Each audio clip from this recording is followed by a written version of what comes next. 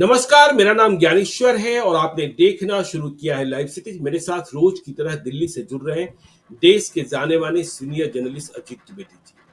देखिए अजीत जी, जब चर्चा चुनाव की शुरू ही हो गई है और लग रहा है कि चुनाव समय से पहले होकर रहेगा, तो कुनबा बड़ा कर लेना बड़ी बात होती है, लेकिन कुनबा में सभी को संतुष्ट कर देना यह और कठिन काम हो जाता है। तो एनडीए ने कुनबा बड़ा कर लिया और एनडीए के साथ सहयोगी दल जुड़ते चले गए।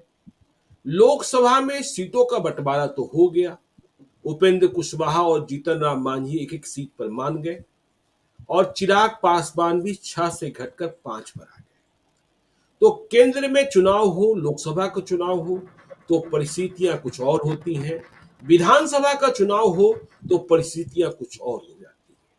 अब जब चुनाव की बात हो रही है तो एनडीए के भीतर से ही सीटों को लेकर बातचीत, दावे प्रतिदावे शुरू हो गए। और जब नीतीश कुमार बीजेपी एक साथ हों और जोरन में चिराग पासवान हो, उपेंद्र कुशवाहा हो, जीतन राम मांझी हो, पशुपति पारस हो, मुकेश सहनी को साथ लाने की बात हो, सीटें तो 243 ही हैं।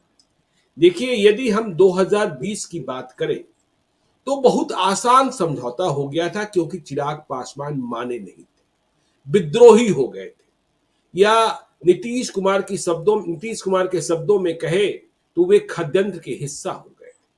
लेकिन जो सीटों का बंटवारा हुआ था कि नीतीश कुमार को जेडीयू को 122 सीटें मिली थी, जिनमें जीतन राम मांझी का सामंजन किया जाना था। 7 सीटें उन्हें दी गई उनके हिस्से में, अपने हिस्से से।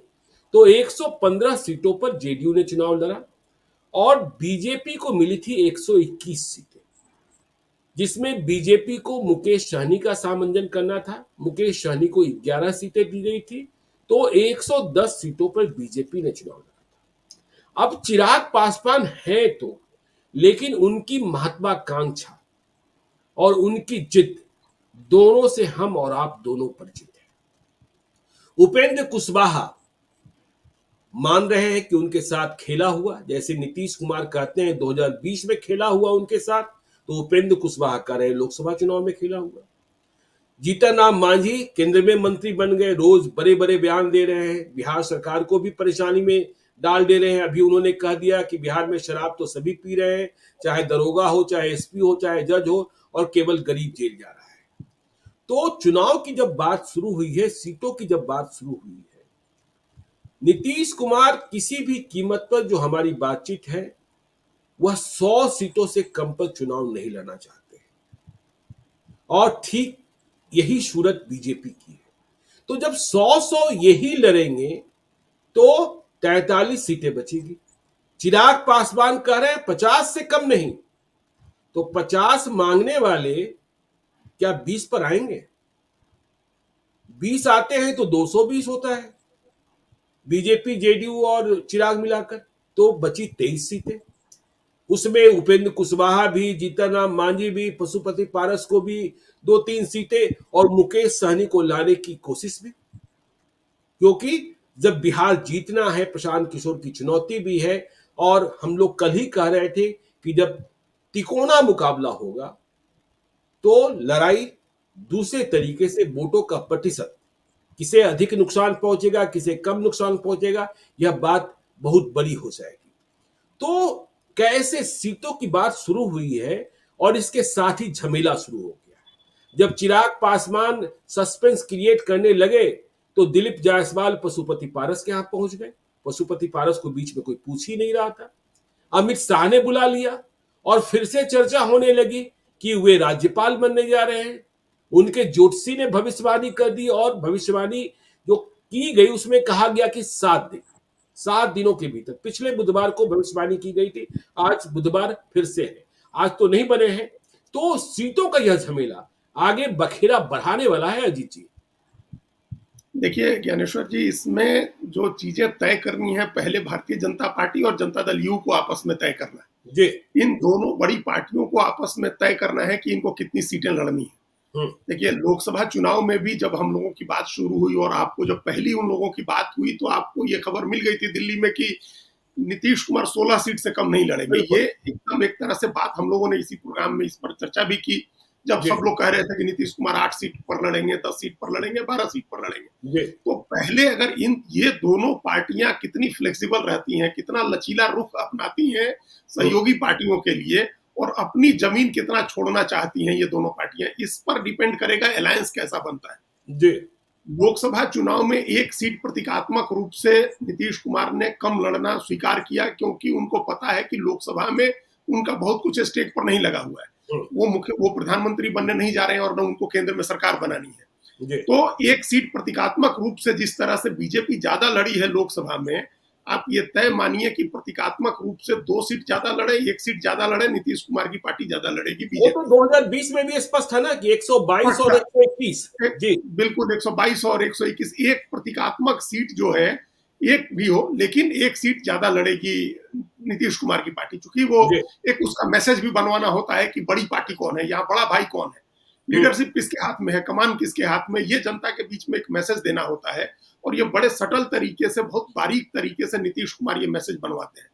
देखिए, बीजेपी ये अगर ये चुनाव के पहले हो जाए कि बीजेपी बड़ा भाई है तो एनडीए को नुकसान हो जाएगा।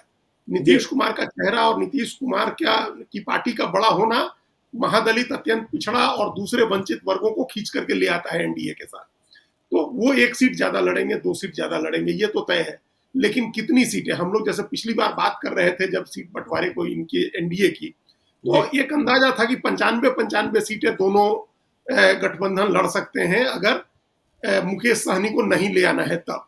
जी। और 30 सीट एटलीस्ट देते हैं चिराग पासवान को। एक हम लोग को मोटे तौर पर, हमको तो ध्यान है, हम लोग जो चर्चा कर रहे हैं, तो वो उसके हिसाब से फॉर्मूला नहीं बनेगा। फॉर्मूला जो है, पहला तो फॉर्मूला लोकसभा चुनाव का होगा जो आंकड़े रखे जाएंगे, लोकसभा चुनाव 2024, और दूसरा विधानसभा चुनाव 2020। तो विधानसभा चुनाव 2020 जब रखा जाएगा तो जीतन राम मांझी 7 सीट पर खड़े हैं। तो 7 सीटें मान के चलिए कि वो उससे ज्यादा बार्गेनिंग करने की स्थिति में नहीं होंगे। अब करने को तो कुछ भी कर सकते हैं, कहने को कुछ भी कर सकते हैं, लेकिन एक सीमा तय है कि वो 7 सीट पर लड़ेंगे। जो 7 सीट पिछली बार आप लड़े हैं, और आज तो आपकी बार्गेनिंग कैपेसिटी और इसलिए कम हुई है क्योंकि आप केंद्र सरकार में मंत्री हैं। उस समय तो ऐसी कोई स्थिति नहीं थी, आप एमपी हैं और केंद्र सरकार में मंत्री हैं। तो ये एक फॉर्मूला होगा 2020 का विधानसभा, 2024 का लोकसभा के अनुसार। वो तो कहेंगे अजीत जी मेरा कद बढ़ गया और हमारा आधार बढ़ गया। हाँ, तो बढ़ गया तो बार्गेनिंग कैपेसिटी कम हो गई आपकी सीटों के मामले में। आप देखिए, हमेशा अगर जैसे अभी उपेंद्र कुशवाहा की हम लोग बात करें, अगर उन्होंने राज्यसभा नहीं ली होती, राज्यसभा 19 महीने की मिली है उनको, तो अच्छा है, चलिए वो अपनी पार्टी को मोबिलाइज करने, वर्कर्स को मोबिलाइज करने में, अपने जो कास्ट जो उनका जो कम्बिनेशन है उसको मैसेज देने के लिए राज्यसभा जाना ठीक है। लेकिन अगर नहीं गए रहते तो वो बेटर पोजीशन में होते बार्गेन करने के, कि हम ज्यादा सीट लेंगे, हम राज्यसभा हमको मत दीजिए, अभी कह देते कि राज्यसभा नहीं चाहिए हमको इतनी सीटें दीजिए कि हम खुद ही अपने दम से राज्यसभा लेके आ जाए अपना। तो लेकिन अब वो जब आप राज्यसभा ले लिए तो फिर आपकी बार्गेनिंग कैपेसिटी कम होती है। आप केंद्र में मंत्री बन गए तो आपकी बार्गेनिंग कैपेसिटी कम होती है। नहीं बने होते हैं तो आप बेटर बार्गेन कर सकते हैं। तो खैर वो किस तरह से होगा वो अलग बात है, लेकिन 2 फॉर्मूले जो हमने पहले कहा कि 24 का लोकसभा चुनाव, दोनों लोग एक एक सीट पर लड़े हैं लोकसभा के, उसके हिसाब से 6-6 सीटें बनती हैं। लेकिन ये फॉर्मूला तो आउटराइटली खारिज हो जाएगा। और हम लोग अभी देख रहे हैं, अभी जो तालमेल की बात चल रही है, महाराष्ट्र में 2 दौर की वार्ता हुई और अमित शाह खुद गए थे महाराष्ट्र जाकर के, मिले हैं सहयोगियों से। तो उस समीकरण के हिसाब से अजीत पवार 4 सीट पर लड़े थे लोकसभा, तो उनकी 24 सीटें बनती है विधानसभा की। लेकिन वो 60 सीटों की मांग कर रहे हैं और हम लोग ये सुन रहे हैं कि उस 40 से 50 सीट के बीच में कहीं कॉम्प्रोमाइज होगा, कहीं समझौता होगा, 50 सीट भी मिल सकती है उनको। तो जाहिर है लोकसभा चुनाव का फॉर्मूला नहीं चल रहा है कि एक लोकसभा पर आप 6 विधानसभा वाला फॉर्मूला नहीं चल रहा है, तो वो बिहार में भी नहीं चलेगा। तो बिहार में फॉर्मूला कौन सा चलेगा, इन दोनों के बीच का होगा। जैसे पिछली बार एक तीसरा मोर्चा बना करके लड़े थे उपेंद्र कुशवाहा, जिसमें ओवैसी की पार्टी भी थी और कुछ पार्टियां थी, तो वो अपना दावा उस आधार पर रखेंगे। या पहले जब वो 22-23 सीट लड़े हैं अलायंस में, तो वो दावा रखेंगे। तो एक 22 सीट होगा उनका और एक लोकसभा सीट होगी, और उसके बीच में कहीं एक रास्ता निकालना होगा उनको सीट देने के लिए। तो ये इस फॉर्मूले की बात अभी हम लोग कर रहे हैं, नंबर ऑफ सीट्स की बात नहीं कर रहे हैं। जी। तो फॉर्मूला क्या क्या हो सकता है, तो फॉर्मूला यही है।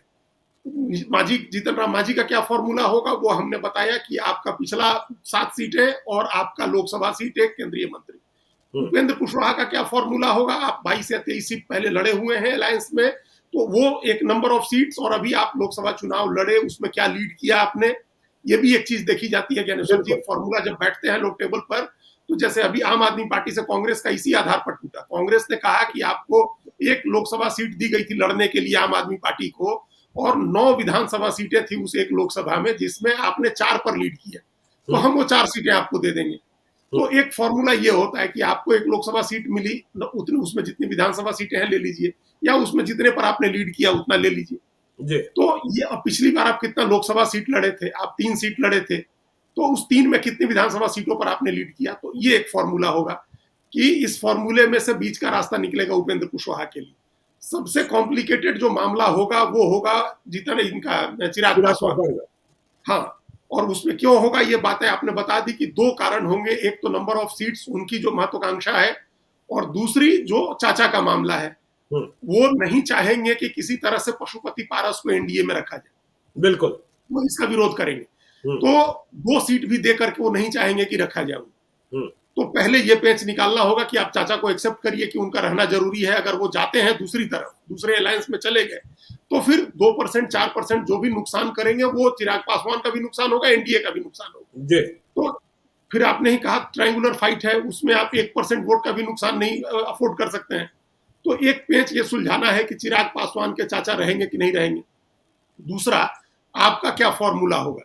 5 लोकसभा सीटें हैं, उस हिसाब से आपकी 30 सीट बनती है विधानसभा की। बिल्कुल। तो वो 30 सीटें आप सिंपल उस गणित के हिसाब से आप 30 सीट लेकर के लड़ लीजिए। वो कहेंगे कि हम 116 सीट लड़े थे, तो उसमें निकाला जाएगा कि आप 134 सीट लड़े थे, उस 134 सीट में से आप कितनी सीटों पर नंबर 2 रहे हैं, या कितना आप कितनी सीटें आपने जीती हैं। तो वो बहुत ही कम होगा, फिर तो उस फॉर्मूले से बहुत कम हो जाएंगे, सीटों की संख्या बहुत कम हो जाएगी। 38 सीटें तो ऐसी रही ना जहां उन्होंने जेडीयू को हरा दिया, उनके कारण जेडीयू नंबर 2 नहीं थे वहां, मतलब इनका वोट जेडीयू के वोट में जोड़ने से वो आरजेडी से ज्यादा होता था, कांग्रेस से ज्यादा होता था। बिल्कुल। तो वो सीटें हैं, तो एक आप 38 सीटों पर आपको अच्छी खासी संख्या में मात्रा में वोट मिला है, आप वो एक दावा कर सकते हैं उस आप सीट बंटवारे में। तो उसमें उसमें भी वो केंद्रीय मंत्री बन गए हैं, और 5 लोकसभा के उनके सांसद हैं। बीच में हम लोगों ने अभी देखा कि किस तरह से अचानक चर्चा शुरू हो गई थी कि उनके एमपी टूट जाएंगे। बिल्कुल। तो ये एक तलवार भी लटकी रहेगी कि वो एनडीए में रहते हैं या एनडीए से बाहर जाते हैं, क्योंकि जो उनके साथ जीते हुए एमपी हैं उनका एनडीए से बाहर क्या गुजारा हो पाएगा कि नहीं हो पाएगा, ये भी देखने की बात होगी। तो वो इस बार पिछली बार की तरह कोई महत्वाकांक्षा दिखा करके या बहुत टेंट्रम दिखा करके एनडीए को छोड़ने की स्थिति हमको नहीं लग रही है। लेकिन रास्ता निकालना थोड़ा कठिन होगा उनके साथ, इस कारण से क्योंकि उनकी महत्वाकांक्षा सबसे बड़ी है, वो सबसे ज्यादा सीटें चाहेंगे। जैसे अभी हम लोग देख रहे हैं कि झारखंड में भी बहुत सीटों की मांग कर रहे हैं कि हमको 11 सीटें चाहिए है, और नहीं तो हम 40 सीट लड़ेंगे। तो वो दबाव डालेंगे। अगर हम लोग अभी एक नंबर पर कहीं पहुंचना चाहें शुरुआती डिस्कशन के लिए, आपकी चर्चा के लिए, तो कह सकते हैं कि अगर आप मान लें कि ये दोनों पार्टियां 100 सीट लड़ती हैं, जेडीयू बीजेपी, तो 43 सीटें बचती हैं। उस 43 सीटों में से जीतन राम मांझी की हम लोग 7 सीट मान लेते हैं, तो 207 सीट हो गई। उसके बाद जो मुकेश सहनी को 11 सीटें मिली थी, वो मान लेते हैं हम लोग उपेंद्र कुशवाहा के लिए, अभी मान रहे हैं जैसे गणित सॉल्व किया जाता है, गणित के सवाल हल किए जाते हैं मान करके, तो 218 हो गई, और बची हुई 25 सीटें चिराग पासवान के लिए होगी। तो ये मोटे तौर पर अगर जो अभी आपने मतलब हुआ पारस आउट हो गए, इसका मतलब हुआ मुकेश सहनी को लाने के रास्ते बंद हो गए। क्योंकि देखिए, मैं बीजेपी के एक बड़े नेता से बात कर रहा था, वो कह रहे थे कि मुकेश सहनी जरूरत है, और उनका दावा यह भी था कि मुकेश सहनी उधर सामंजित नहीं हो पाएंगे, क्योंकि जैसा तेजस्वी यादव ने कह दिया कि हम मतलब वे बड़े भाई हैं और उन्हें बड़ी जिम्मेदारी, और स्वयं मुकेश सहनी भी कह रहे हैं कि वे उप मुख्यमंत्री बनेंगे, डिप्टी सीएम बनेंगे। यह बात वो कई बार कह चुके हैं। लेकिन आप भी समझते हैं कि इंडिया ब्लॉक में तेजस्वी यादव स्थापित लीडर हैं, मुख्यमंत्री पद के दावेदार हैं, उम्मीदवार हैं, लेकिन मुकेश सहनी को उप मुख्यमंत्री घोषित कर देना, और मुसलमान वोटों की लड़ाई कैसी है, तब किसी मुसलमान को कैसे आप नहीं घोषित करेंगे। फिर जो आप माइक समीकरण बनाना चाह रहे हैं, मुसलमान, मल्लाह, यादव और कुशवाहा, तो फिर आप कुशवाहा को कुछ कैसे नहीं देंगे? कुशवाहा तो ऐसे भी विधानसभा चुनाव में इंडिया ब्लॉक को अपने साथ रखना एक कठिन काम होगा, क्योंकि वहां कोई वैकेंसी नहीं है, इधर तो चीफ मिनिस्टर है लबकुश के। तो फिर आप भाई कुशवाहा के लिए क्या करेंगे, मल्लाह के लिए क्या करेंगे और मुसलमान के लिए क्या करेंगे? तो बीजेपी वालों का यह मानना है कि मुकेश सहनी जरूरत है, और मुकेश सहनी उधर शायद इसी आधार पर भाग जाए कि भाई इन्होंने कहा था। और मुकेश सहनी के साथ लेकिन एक और समस्या है कि 3 सीटें उन्हें मिल गई, तो उनका दावा तो 18 सीटों पर ऐसे ही बनता है, 18 पर तो वह बात ही नहीं करते हैं। वह आरजेडी के भीतर वे भी 30 और 40 सीटों की बात कर रहे हैं। ये मुकेश सहनी की जो आपने कही बात, उनको हम लोग अभी मान के चले कि वो इंडिया ब्लॉक के साथ है भी, मान के क्या चलना है, वो है ही अभी। लेकिन वहां जो इंडिया ब्लॉक की फॉल्ट लाइंस है जिनका आपने जिक्र किया, वो बहुत सीरियस फॉल्ट लाइंस हैं। कि अगर आप कह रहे हैं कि मुकेश सहनी के दावे को मान भी लें कि तमाम उपजातियां मिल करके 9.5% वोट बनाती हैं या 10%, तब भी वो वोट तो मुसलमान के 18% 17% से कम ही हुआ ना। तो ये जो है वहां का, फिर आप क्या मुसलमान भी उप मुख्यमंत्री घोषित करेंगे? बिल्कुल, ये तेजस्वी यादव कर नहीं सकते हैं। मुसलमान उप मुख्यमंत्री घोषित करना एक अपने पैर पर कुल्हाड़ी मारने की तरह है, जो हम लोगों ने देखा कि किस तरह से उन्होंने लोकसभा में अपनी मुसलमान की सीटें कम की थी। उन्होंने वो मैसेज नहीं देना चाहते हैं कोई। तो फिर वो जो कुशवाहा को अगर साथ आप लेना चाहते हैं तो उसको क्या उप मुख्यमंत्री घोषित करेंगे? जगन मोहन रेड्डी ने जब सरकार बनाई थी तो उन्होंने 5 उप मुख्यमंत्री बना दिए थे, और 2.5 साल के बाद उन 5 को बदल करके फिर 5 नए उप मुख्यमंत्री बना दिए। और ये प्रयोग किस तरह से फेल हुआ वो सबने देखा कि सीधा 152 सीट से 11 सीट पर आ गई उनकी पार्टी। तो ये सब इस तरह के प्रयोग चलते नहीं है बहुत। तो ये संभावना है कि वो घोषित न करें मुकेश सहनी को भी, भले जितनी बातें हो गई हैं वो चुनाव के पहले घोषित नहीं करें, या इतनी सीटें देने को राजी नहीं हो। क्योंकि देखिए उधर भी कम विवाद नहीं होगा, उधर भी 3 जो कम्युनिस्ट पार्टियां हैं उन तीनों के भी हौसले बहुत बढ़ गए हैं, उनके 2 MP चुनाव जीत गए। और माले ने तो भाई दिखाया है ना कि आपने दिखाया और हमने जीत दी, हमने जीत ली सीटें। तो विधानसभा में उनको ज्यादा सीटें चाहिए होंगी। कांग्रेस का भी वजूद बढ़ेगा, क्योंकि अभी कांग्रेस लोकसभा में भी जीती है 3 सीटें, और 4 आरजेडी की 3 लोकसभा में कांग्रेस की जीती है। तो कांग्रेस को भी ज्यादा सीटें चाहिए होंगी। तो उनके लिए भी एडजस्ट करना बहुत मुश्किल होगा कि 3 कम्युनिस्ट पार्टियां हैं, फिर कांग्रेस पार्टी है, फिर आरजेडी का अपना है, और उसके बाद मुकेश सहनी है। तो वहां भी एडजस्टमेंट आसान नहीं होगा। तो ये एक, बल्कि इसको कह सकते हैं कि आरजेडी जो एनडीए ब्लॉक है उसके लिए ब्लेसिंग इन डिस्गाइज इसमें यह है कि उनका जितना बड़ा अलायंस होता जाएगा इंडिया ब्लॉक का, उतना ही एनडीए के पार्टनर्स के छोड़ के उधर जाने की संभावना कम होती जाएगी। बिल्कुल, क्योंकि तालमेल तो 2 ही मोर्चे का होगा। प्रशांत किशोर तो कोई तालमेल करने नहीं जा रहे हैं, और उसके बाद किसी चौथे मोर्चे की गुंजाइश बिहार की राजनीति में नहीं रहेगी। India bloc versus NDA versus Prashant Kishor, कोई चौथा मोर्चा तो बनना नहीं है, जैसा पिछली बार बनाया था MIM ने और उपेंद्र कुशवाहा वगैरह ने मिलकर के। तो एडजस्टमेंट एनडीए के लिए आसान हो जाएगा अगर ज्यादा सहयोगी रहते हैं उधर, और इंडिया ब्लॉक में खटपट बढ़ती है तब उधर बढ़ जाएगा। लेकिन अभी जो हम लोग जिस फॉर्मूले पर बात कर रहे थे, उस फॉर्मूले में हमने सबसे पहली लाइन जो कही, जेडीयू बीजेपी को लचीलापन दिखाना होगा। जैसा हम लोग आपने कहा कि मुकेश सहनी को जरूरत मान रही है, उसी तरह से ये भी है ना कि जेडीयू और बीजेपी दोनों कह रहे हैं कि 100 से कम सीट नहीं लड़ेंगे। बिल्कुल। तो अगर ये भी सोच है कि 100 सीट लड़े कम से कम, तो फिर तो एडजस्टमेंट और मुश्किल हो जाएगा। फिर कैसे एडजस्टमेंट होगा? और देखिए नीतीश कुमार का ध्येय क्या है? नीतीश कुमार का तो ध्येय है ना कि हम क्यों नंबर 3 की पार्टी हो गए, और 43 सीटों पर क्यों आए? जब इतना लड़े, 115 पर लड़े और 43 सीटों पर आए, तो इनका तो ध्येय रहेगा कि हम अधिक से अधिक सीटों पर चुनाव लड़े। और जो प्रशांत किशोर की चुनौती है वह दोहरी चुनौती है। एक तरफ से सबन वोटरों पर खतरा है और दूसरी ओर से मुसलमान वोटरों पर खतरा है।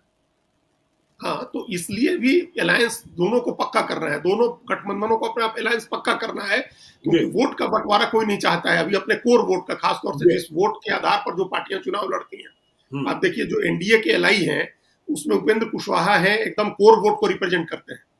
जीतन राम मांझी है, एकदम कोर वोट को रिप्रेजेंट करते हैं। उसी तरह से मुकेश सहनी भी एकदम एनडीए के कोर वोट को रिप्रेजेंट करते हैं, अति हाँ, पिछड़ा में आते हैं, बिल्कुल बिल्कुल। तो इसलिए उसमें और कोई आदमी मुल्लाहों नहीं ने है। एकमात्र नेता बने हैं, चाहे कोशिशें जितनी की गई, बाकी बिल्कुल कोई नहीं बन बिल्कुल पाया। बिल्कुल। हाँ, इसमें कोई संदेह नहीं। और हम लोगों ने देखा लोकसभा में वोटिंग का पैटर्न, हम लोगों ने देखा कि मल्लाहों ने वोट दिया आरजेडी और कांग्रेस के उम्मीदवार को, जहां भी उनका उम्मीदवार था उसको वोट दिया उन लोगों ने, तो वो नेता बन गए हैं। और वो अत्यंत पिछड़ा का वोट है जिसकी राजनीति नीतीश कुमार करते हैं। बिल्कुल। और नीतीश कुमार से एक समय काफी सद्भाव रहा है मुकेश सहनी का, बहुत अच्छा सद्भाव, दोनों में अच्छे आज संबंध, भी सद्भाव है, आज भी सद्भाव है। सद्भाव की आज भी कमी नहीं है। जी। तो ये नीतीश कुमार हो सकता है चाहे कि वो आ जाए और अपने कोटे से कुछ सीटें दे करके नीतीश कुमार उनको एडजस्ट करने की कोशिश करें, क्योंकि वो जो उनका अपना जो अति पिछड़ा का और लौकुश का समीकरण है उसको नीतीश कुमार इधर उधर नहीं होने देना चाहेंगे। और तमाम देखिए जेडीयू बीजेपी के संबंध अभी चाहे जैसे भी हो गए हों, अब अविश्वास तो दोनों तरफ है ही। बिल्कुल और है। ये अविश्वास ऐसा बन गया है कि उससे पार पाना मुश्किल है। दूसरा, नीतीश कुमार के सामने एक चुनौती हमेशा रहती है जिस पर हम बार बार चर्चा करते हैं हम लोग, कि एलआई पार्टनर का पूरा वोट उनको ट्रांसफर नहीं होता है, और इसी की वजह से उनका स्ट्राइक रेट हमेशा कम रह जाता है। जी। चाहे वो आरजेडी के साथ लड़े, आरजेडी के साथ भी वो अपना वोट ट्रांसफर करा देते हैं, जैसा उन्होंने कराया। हम लोगों ने देखा 2015 में किस तरह से बराबर सीटें लड़े, दोनों 100 सीट लड़े और 80 सीट जीती आरजेडी और नीतीश कुमार को 71 सीट मिला। मतलब 80% स्ट्राइक रेट आरजेडी का और 71% स्ट्राइक रेट जेडीयू का। तो ये तो तभी होगा जब जेडीयू का सारा वोट आरजेडी को मिल जाए और आरजेडी का वोट जेडीयू को नहीं मिले, ये तो तभी होगा। बिल्कुल। इसी तरह से आप देखिए बीजेपी के साथ भी यही होता है कि स्ट्राइक रेट हमेशा, इस बार छोड़ दीजिए, इस बार लोकसभा में थोड़ा स्ट्राइक रेट नीतीश कुमार का बराबर रहा या थोड़ा बेहतर ही रहा, लेकिन विधानसभा चुनाव में स्ट्राइक रेट आप याद करिए 2010 में जब दोनों साथ लड़े थे या 2020 में जब दोनों साथ लड़े, तो स्ट्राइक रेट जेडीयू का कमजोर रहता है, उनको सारे वोट नहीं मिलते, इसलिए वो कोशिश करते हैं कि हम ज्यादा सीट लड़े ताकि स्ट्राइक रेट कम भी हो तो हमारी सीटें कम नहीं हो। इस बार उनकी कोशिश किसी तरह से होगी कि एनडीए में वो बीजेपी से बड़ी पार्टी बने। बिल्कुल। तो बीजेपी से बड़ी पार्टी बनने के लिए वो ज्यादा सीट मांगेंगे, हो सकता है ज्यादा सीट मांगे। और ये भी संभावना है जैसे पिछली बार जिस तरह से हुआ कि 122 और 121 और फिर उसमें से बटा, तो इस बार भी हो सकता है कि दोनों पार्टियां सीट बांट लें, चिराग पासवान के लिए एक सर्टेन नंबर ऑफ सीट्स जो है आइडेंटिफाई करके निकाल दिए जाएं, और उसके बाद बीजेपी जेडीयू अपनी सीटें बांट लें और जेडीयू अपने कोटे में पिछली बार की तरह ही जीतन राम मांझी को भी एडजस्ट करे और चिराग पे इनको, अगर मुकेश सहनी आते हैं तो उनको भी एडजस्ट करे, और भारतीय जनता पार्टी अपने कोटे में उपेंद्र कुशवाहा को एडजस्ट करे। तो चिराग पासवान को करे या दोनों मिल करके पहले चिराग पासवान के लिए अलग कर दें सीटें और जो बची सीटें हैं उसको बांटे। क्योंकि अभी भी देखिए राज्यसभा में भी हम लोगों ने देखा कि नीतीश कुमार की सहमति से उपेंद्र कुशवाहा राज्यसभा गए, लेकिन वो पहल बीजेपी ने की थी, एक तरह से प्रधानमंत्री की पहल पर उनको राज्यसभा की सीट मिली है, बीजेपी का ही कोटा समझिए।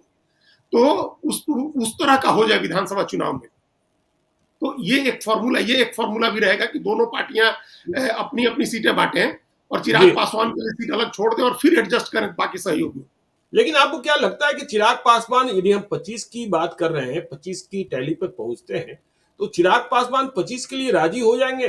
2020 में भी तो 25 और 27 की बात हो ही रही थी ना।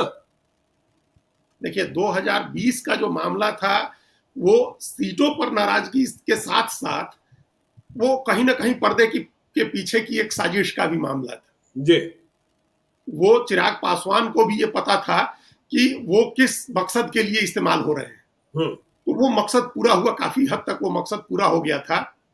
इस बार इस्तेमाल नहीं होंगे चिराग पासवान, और बीजेपी भी जोखिम नहीं ले सकती है कि कोई अलग लड़ करके और नीतीश कुमार को हराने की कोशिश करेगी। बीजेपी भी अब ये जोखिम नहीं ले, क्योंकि पिछली बार भी हम लोगों ने देखा कि एकदम इंडिया ब्लॉक जीतते जीतते रह गया, उस समय महागठबंधन नाम था और कितना मामूली सा फर्क था भाई, 125 सीटें आई थी एनडीए टोटल, बहुमत से 2 ही सीट तो ज्यादा आई थी।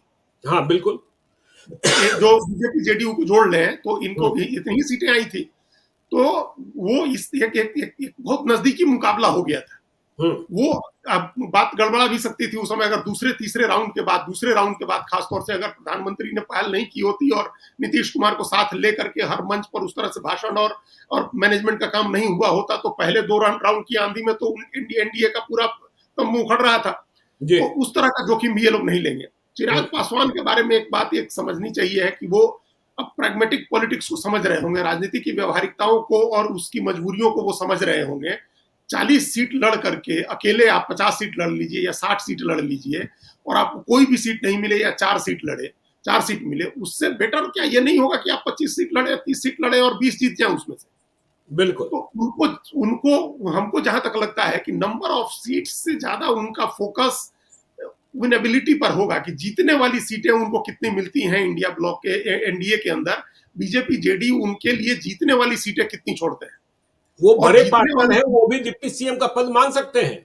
हाँ हाँ बिल्कुल मांग सकते हैं, हाँ, बिल्कुल मांग बिल्कुल सकते हैं। मांग सकते हैं, बिल्कुल मांग सकते हैं। और अगर वो साथ में, और हमको किसी ने बताया उनके उनकी राजनीति को समझने या उनके आसपास रहने वाले लोगों की बातचीत के आधार पर कि वो पटना लौटना चाहते हैं, जी। मतलब उनका दिल्ली की राजनीति से ज्यादा उनका मन लग रहा है पटना की राजनीति में। हम्म। उनको लग रहा है, वो देख भी रहे होंगे कि पटना में मुख्यमंत्री और उप मुख्यमंत्री सब चार्टर्ड प्लेन और हेलीकॉप्टर सबसे उड़ रहे हैं, इतना बड़ा तामाझामा है, और यहाँ जो चाहते हैं सो करते हैं, जिसकी मदद चाहते हैं उसकी मदद कर सकते हैं। बिहार में उप मुख्यमंत्री और मंत्री, भारत सरकार का मंत्री तो किसी की मदद नहीं कर सकता है। यहाँ तो सीधे प्रधानमंत्री और कैबिनेट सचिवालय और प्रधानमंत्री सचिवालय की नजर है। तो कल रात में अजीत जी मुझे पशुपति पारस के एक सहयोगी मिले थे जो उनके साथ थे। मैंने पूछा आपके मंत्री जी ने तो कुछ किया ही नहीं। उन्होंने बताया कि उस विभाग में कुछ बचा ही नहीं था, उस विभाग में हाँ कुछ है ही नहीं, ठीक है ना। बिहार को उन्होंने कुछ देना चाहा, कैबिनेट से पास भी करा लिया, अहमदाबाद को भी दिया, लेकिन कुछ भी ऐसा नहीं कि हाँ जिसके बूते वह कह सकें या उस विभाग में न कोई रस है न कोई पान है। हाँ? और वही विभाग चिराग पासवान को मिला हुआ है। वही तो, वो एक तो उस विभाग में आप क्या करेंगे, दूसरे कुछ करना भी चाहें तो इतना लाल फीताशाही है ब्यूरोक्रेसी की, भारत सरकार में रहते हुए आपको उससे डील करना बहुत मुश्किल है। और वहां आप इंडिपेंडेंट होंगे, तो वो चाह रहे हैं ऐसा। उनके आसपास रहने वाले लोगों की बातचीत के आधार पर हमको किसी ने कहा कि वो पटना जाना चाहते हैं। तो लेकिन अगर नीतीश कुमार पटना, के साथ डिप्टी सीएम तो नहीं बनेंगे ना। हाँ बन सकते हैं, क्यों नहीं बन बनेंगे। सकते हैं। हाँ हाँ, हाँ। नीतीश कुमार के साथ अगर 20 सीटें उनको आ जाती हैं तो एक डिप्टी सीएम बीजेपी का, एक डिप्टी सीएम चिराग पासवान की पार्टी का, हाँ, तो बन मतलब सकते हैं चिराग पासवान। स्वयं नहीं कोई और, स्वयं नहीं कोई और। नहीं नहीं, चिराग पासवान स्वयं पटना लौटना चाहते हैं। अच्छा, चिराग पासवान भी डिप्टी सीएम बन सकते हैं। बन सकते हैं, वो स्वयं पटना लौटना चाहते हैं, क्योंकि दिल्ली की राजनीति में उनका, दिल्ली भारत सरकार में मन रम नहीं रहा है उनका। ऐसा उनको लग रहा है कि वो अपनी पोजीशन, जो आगे की भविष्य की राजनीति है, वो भारत सरकार में मंत्री बन के नहीं कर सकते हैं, वो बिहार में रह के कर सकते हैं। नीतीश उनकी कुमार के बाद का समय देख रहे होंगे। नीतीश कुमार का, नीतीश कुमार के, बिल्कुल नीतीश कुमार के बाद का समय देख रहे हैं।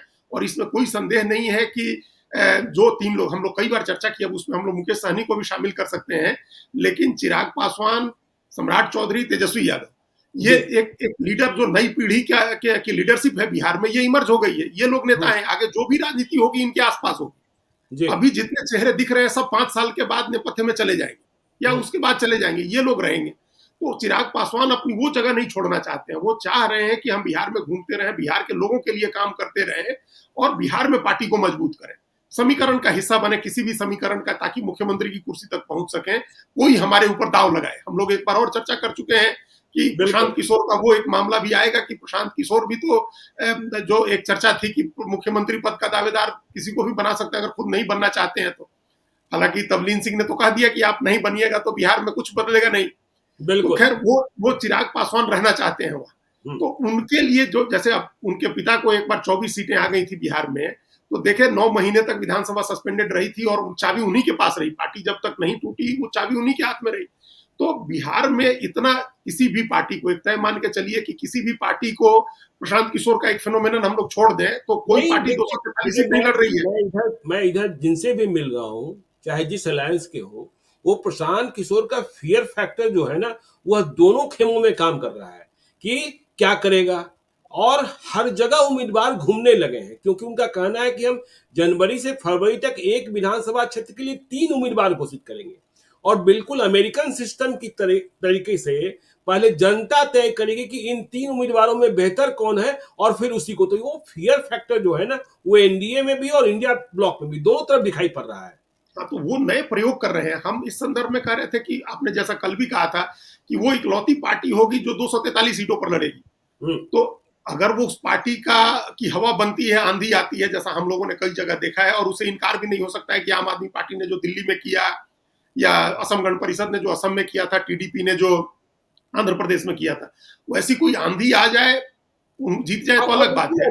अजीत जी देखिए, अब इस रणनीति पर बिहार की पॉलिटिकल पार्टी जो ट्रेडिशनल पार्टी वह तो सोच ही नहीं सकती है कि जिस तरीके के प्लान गढ़े जा रहे हैं कि छठ के मौके पर, जहां चाहे वो महाराष्ट्र हो, मुंबई हो, चाहे पुणे हो, नासिक हो, दिल्ली में जहां हो, गुजरात में जहां हो, जहां छठ व्रत किया जा रहा है और जहां अर्घ दिया जाता है, वहां प्रशांत किशोर की टीम पहुंचेगी और लोगों से अपील करेगी। बिहार के लोग ही शामिल होते हैं कि आप चुनाव के वक्त चलिए और बिहार को बदलिए। तो क्या हाँ कैंपेन इतना दूर तक जाएगा? जाएगा, ये कैंपेन तो जाए। और प्रशांत किशोर इस मामले में तो माहिर है, उनकी चुनाव रणनीति पर तो कोई सवाल ही नहीं है। तो वो जाएंगे, वो पहुंचेंगे सब जगह, और उनकी चुनौती दोनों गठबंधनों के सामने होगी। लेकिन ये जो दोनों गठबंधन है, इसमें कोई पार्टी तो ऐसी नहीं है जो चुनाव में तीन अंक में जाएगी। किसी का आंकड़ा तो 3 अंक में पहुंचने वाला है नहीं। जब लड़ेंगे तो इसका मतलब है कि विधानसभा हंग रहेगी। अगर प्रशांत किशोर की आंधी नहीं आती है तो विधानसभा हंग होगी। तो उस हंग असेंबली में 20-22 या 18-20 सीटों का बहुत बड़ा मतलब होता है। तो चिराग पासवान इस लाइन पर जरूर सोचेंगे, जरूर काम करेंगे। पिछली बार की तरह कोई जोखिम लेकर के वो अकेले नहीं लड़ने जा रहे हैं। और दूसरा, उनको ये भी पता है कि आरजेडी के साथ जा करके वो उसमें कोई वैल्यू एडिशन नहीं होना है आरजेडी के साथ उनके जाने से, ना आरजेडी के लिए ना उनके लिए। तो एनडीए के साथ रहना उनके लिए बेहतर है। इसमें कितना बार्गेन कर पाते हैं। तो एनडीए की जो बात हम लोगों ने शुरू की थी, उसमें फॉर्मूला तो ज्ञानेश्वर जी वो भले कह रहे हैं, लोग आपसे भी कह रहे हैं, हमसे भी कह रहे हैं, बीजेपी के लोग कि 100-100 सीट से कम नहीं लड़ेंगे। जेडीयू भी करेगी कि 100-100 सीट से कम नहीं लड़ेंगे। आपको कहा कि मुकेश सहनी की भी जरूरत है। तो अगर मुकेश सहनी को ले आना है, उपेंद्र कुशवाहा को रखना है, जीतन राम मांझी को रखना है और चिराग पासवान को भी रखना है, 4 एलआई पार्टनर रखने हैं और जेडीयू बीजेपी दोनों को साथ मिलकर के लड़ना है, तो ये संभव ही नहीं है कि वो दोनों पार्टियां 3 फिगर में लड़े। दोनों को 100 से कम लड़ना होगा। अब 95-95 लड़े, 92-92 लड़े, जो भी लड़े। अगर पशुपति पारस को ले आना है तो उनके लिए भी कम से कम प्रतीकात्मक रूप से ही 2 सीटें देनी होंगी। चिराग पासवान को 25 सीट तो मिनिमम हम लोग मान के चल रहे हैं, 25 से 30 सीट पर वो चलेंगे, जाएंगे। जीतन राम मांझी 7 सीटें जो पिछली बार वो लड़े हैं, वो 7 सीट उनको देनी होगी। उसके साथ और भी कुछ वादा करना होगा कि एमएलसी देंगे या कुछ और देंगे, वो भी करना होगा। और उपेंद्र कुशवाहा के लिए सबसे बड़ी बात होगी मनाने समझाने की, कि वो पिछली बार की 22 सीटें, इस बार की 1 लोकसभा सीट, पहले की 3 लोकसभा सीटें, इन सब के बीच का कोई एक फॉर्मूला निकाले। 12 सीट, 15 सीट, 18 सीट या 10 सीट, जो भी हो, वो एक सम्मानजनक भी हो। चूंकि उन्होंने 2 बार पार्टी बनाई तो पूरे प्रदेश में संगठन खड़ा किया हुआ है, हर जगह उनके पास लोग हैं और वो उस कोर वोट को रिप्रेजेंट कर रहे हैं जिसको आरजेडी तोड़ने की कोशिश कर रही है। तो उनको भी मना करके रखना बहुत जरूरत है। बीजेपी जेडीयू दोनों की, खासतौर से जेडीयू की। बीजेपी के पास तो सम्राट चौधरी का चेहरा है, बड़ा चेहरा है सम्राट चौधरी का अपने आप में। तो ये अगर ये 4 पार्टियों को एडजस्ट करना है तो जेडीयू बीजेपी को 100 से नीचे आना होगा। हमको लगता है कि फिर 95 से भी नीचे आना हो सकता है, कम से कम 95 तक तो रुकना होगा। 95 से ज्यादा लड़ने की गुंजाइश कुछ कम दिख रही है। तो चलिए देखिए, सीटों को लेकर बात शुरू हो चुकी है। एनडीए में घमासान है और चिराग पासवान की इच्छा बिहार है और प्रशांत किशोर की बात हुई, बात चली, आगे बढ़ी तो चिराग पासवान किंग मेकर भी हो सकते हैं और प्रशांत किशोर की आंधी बह गई, आंधी आ गई तो फिर कुछ भी हो सकता है। तो बिहार की स्थिति परिस्थिति क्या बनेगी, इस पर चर्चा हम जारी रखेंगे। आप देखते रहिए लाइव सिटीज को। यदि अब तक आपने हमारे यूट्यूब चैनल लाइव सिटी को सब्सक्राइब नहीं किया है तो जरूर कर लीजिएगा। और यदि इस वीडियो को आप फेसबुक पेज के माध्यम से देखिएगा तो पेज को लाइक कीजिएगा, ट्विटर पर भी हमें फॉलो कीजिए। धन्यवाद।